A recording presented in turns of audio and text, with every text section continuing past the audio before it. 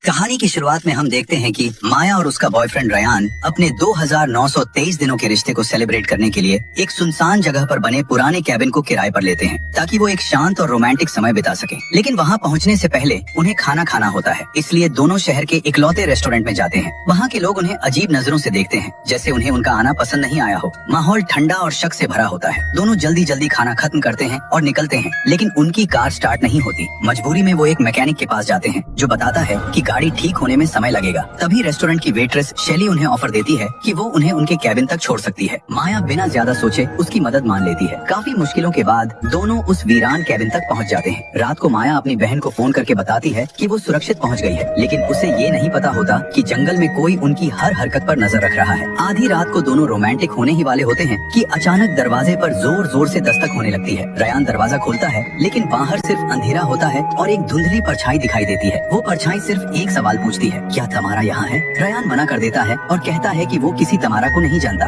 सामने वाला बिना कुछ बोले अंधेरे में गायब हो जाता है। दोनों इसे मजाक समझकर नजरअंदाज कर देते हैं और फिर से अपने पलों में खो जाते हैं। लेकिन तभी रयान को अचानक अस्थमा अटैक आने लगता है और उसकी सांस फूलने लगती है। वो इनहेलर ढूंढता है, लेकिन माया बताती है कि वो गाड़ी में रह गया है। रयान बिना गुस्सा किए तुरंत मैकेनिक के पास जाने का फैसला करता है और माया को अकेला छोड़ देता है। अब माया कैबिन में अकेली होती है और उसका डर बढ़ने लगता है। वो अपनी बहन को वीडियो कॉल करती है, तभी बाहर से आवाज आती है। माया सोचती है कि रयान वापस आ गया है और कॉल काटकर दरवाजे की तरफ जाती है, लेकिन जैसे जैसे वो पास जाती है दस्तक और तेज हो जाती है, जो रयान की आदत जैसी बिल्कुल नहीं लगती। माया को शक होता है और वो बार बार रयान का नाम पुकारती है। तभी फिर वही आवाज आती है, क्या तमारा यहाँ है? अब माया डर जाती है। वो दरवाजे के छेद से बाहर देखती है, लेकिन कोई काली परछाई उसे ढक देती है। डर के मारे वो दरवाजा बंद कर देती है। कुछ देर शांति रहती है, लेकिन फिर वही तेज दस्तक और वही सवाल दोहराया जाता है। उसी समय उसके पीछे से एक परछाई गुजरती है, लेकिन उसे पता नहीं चलता। वो सोफे पर बैठकर खुद को शांत करने की कोशिश करती है, लेकिन देखती है कि उसका फोन गायब हो गया है। अब उसे यकीन हो जाता है कि घर में कोई और भी है। वो फोन ढूंढती है और आखिरकार उसे शेल्फ पर पाती है, लेकिन जैसे ही वो उसे उठाती है वो मोबाइल चलाने लगती है और थोड़ी देर के लिए डर भूल जाती है। तभी बाहर से गाने की आवाज आने लगती है। वो खिड़की से देखती है, लेकिन कोई नहीं दिखता और आवाज अचानक बंद हो जाती है। अब घर के अंदर अजीब आवाजें आने लगती हैं। माया पूरी तरह घबरा जाती है और रयान को कॉल करती है, लेकिन वो फोन नहीं उठाता। हिम्मत करके वो बाहर जाकर देखती है, लेकिन कुछ नहीं मिलता और वापस अंदर आ जाती है। वो खुद को शांत करने के लिए पियानो बजाने लगती है, लेकिन उसे पीछे से कदमों की आवाज सुनाई देती है। वो मुड़कर देखती है, लेकिन वहाँ कोई नहीं होता। उसे लगता है कि ये सब उसका वहम है, लेकिन उसे ये नहीं पता होता कि उसके पीछे लगे शीशे में एक नकाब पहना हुआ इंसान दिखाई दे रहा है। इसके बाद वो नहाने चली जाती है, लेकिन खतरा उसके बहुत करीब होता है। उसे लगता है कि उसने किसी को देखा, लेकिन मुड़ने पर कोई नहीं मिलता और बढ़ जाता है। वो बाहर आकर बाल सुखाती है, तभी अचानक पूरी कैबिन की बिजली चली जाती है। वो मोबाइल की रोशनी में टॉर्च ढूंढने लगती है, तभी अंधेरे में आवाज आती है और वो धीरे धीरे लिविंग रूम में जाती है। सब कुछ सामान्य दिखता है, लेकिन माहौल बहुत डरावना होता है। घबराहट में उसका फोन गिर जाता है और जैसे ही वो उठती है उसके सामने अचानक एक डरावना गुड़िया जैसा चेहरा आ जाता है। वो डर के मारे भागती है और ऊपर वाले कमरे में जाकर छिप जाती है। वो कांप रही होती है और बाहर किसी के कदमों की आवाज धीरे धीरे पास आती है, जैसे कोई हर कमरे को चेक कर रहा हो। अचानक दरवाजा खुलने लगता है, लेकिन अंदर आने वाला रयान होता है। माया उसे सब कुछ बताती है और कहती है कि घर में कोई और है जो गुड़िया जैसा मास्क पहने हुए है। रयान उसे शांत करता है, नीचे जाकर बिजली चालू करता है और कहता है कि ये सब सिर्फ डर और तनाव की वजह से हुआ भ्रम है। वो बताता है कि गुड़िया वाला चेहरा असल में दीवार पर लगी पेंटिंग थी। माया थोड़ी शांत हो जाती है, लेकिन तभी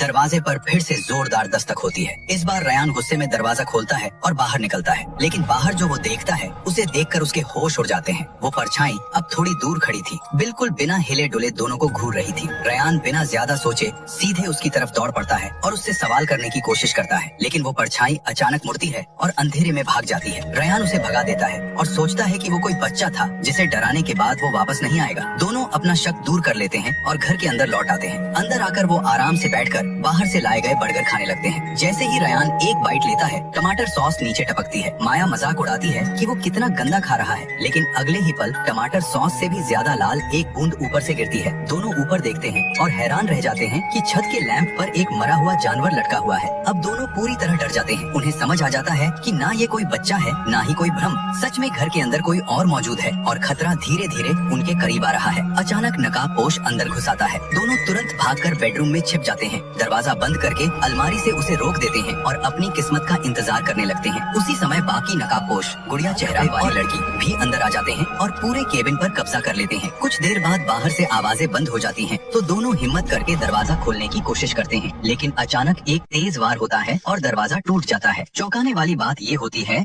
कि नकाबपोश उन्हें तुरंत नहीं मारता, बल्कि वो उनके डर से खेल रहा होता है, जैसे वो इस शिकार का मजा ले रहा हो। जैसे ही वो चला जाता है, माया और रयान समझ जाते हैं कि अब बैठकर मरने का इंतजार नहीं कर सकते, उन्हें कुछ करना होगा। दोनों फैसला करते हैं कि चुपके से बाहर निकलकर मोटरसाइकिल से भागेंगे। रयान फोन करने की कोशिश करता है, लेकिन फोन पहले ही तोड़ा जा चुका होता है। समय बर्बाद किए बिना दोनों बाहर भागते हैं और बाइक स्टार्ट करने की कोशिश करते हैं, लेकिन तभी बाइक जोरदार धमाके के साथ फट जाती है। धमाके की लपटें रात को रोशन कर देती हैं और दोनों जमीन पर गिर जाते हैं। अब उनका आखिरी भागने का रास्ता भी खत्म हो जाता है। अब साफ हो जाता है कि नकाबपोश उनके साथ खेल रहे हैं, उन्हें जल्दी मारना नहीं चाहते। तभी बैग पहने नकाबपोश कुल्हाड़ी लेकर धीरे धीरे उनकी तरफ बढ़ता है। मजबूर होकर दोनों वापस घर के अंदर भागते हैं और बाथरूम में छिप जाते हैं। रयान को एक शेविंग ब्लेड मिलता है, जिसे वो हथियार की तरह इस्तेमाल करने का सोचता है। तभी माया को याद आता है कि ये केबिन पहले एक शिकारी का घर था और शायद स्टोर रूम में बंदूक हो सकती है, लेकिन वहाँ जाने के लिए उन्हें लिविंग रूम से गुजरना पड़ेगा, जहाँ नकाबपोश घूम रहे हैं। तभी माया को एक वेंटिलेशन पाइप दिखता है। दोनों उसमें घुस जाते हैं और अंधेरे में रेंगते हुए आगे बढ़ते हैं, लेकिन अचानक माया का हाथ एक कील में चुभ जाता है और वो चीख पड़ती है, जिससे नकाबपोश का ध्यान उनकी तरफ जाता है। दोनों चुपचाप एक दूसरे को पकड़कर बैठे रहते हैं। किस्मत से नकाबपोश वहाँ से चला जाता है। रयान माया का घाव बांधता है और दोनों पाइप से निकलकर स्टोर रूम की तरफ भागते हैं, लेकिन रास्ते में रयान गिर जाता है और उसका इनहेलर भी गिर जाता है, जिसका उन्हें पता नहीं चलता। दोनों स्टोर रूम में पहुँचते हैं, जहाँ अंधेरा छाया होता है। माया आग जलाकर रोशनी करती है, लेकिन उनके पीछे ही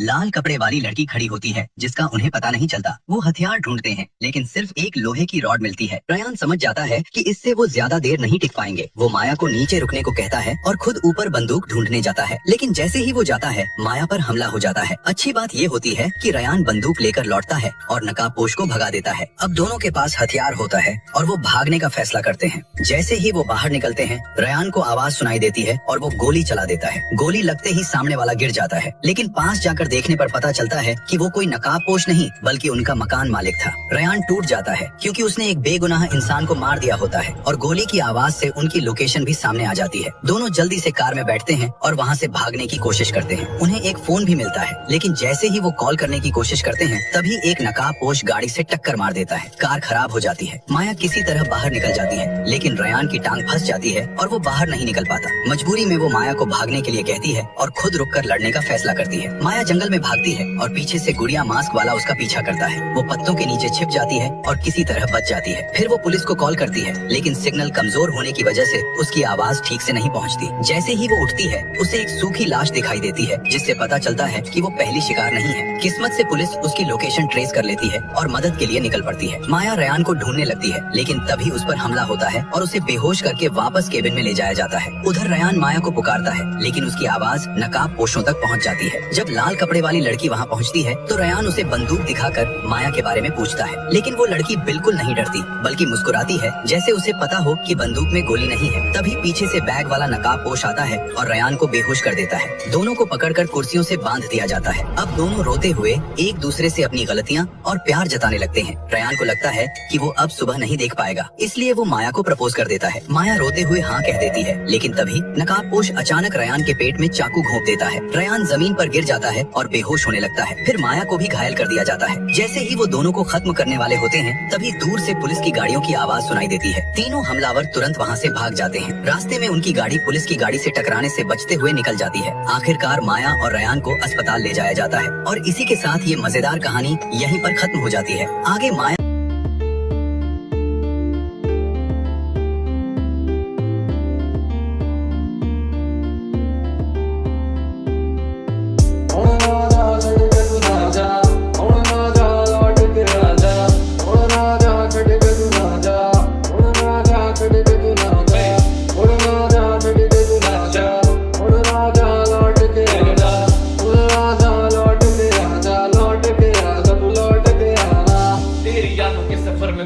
नहीं हो दूरी तुझसे कितनी तेरी तारीफों से रुकता नहीं। शाही लिखावट के हर पन्ने में तकदीर है, सहमासा हूँ तुझ में, मानो तू ही मेरी तकदीर है क्या। चेक चेक प्यार बजे तू दिल की है पुकार मेरी।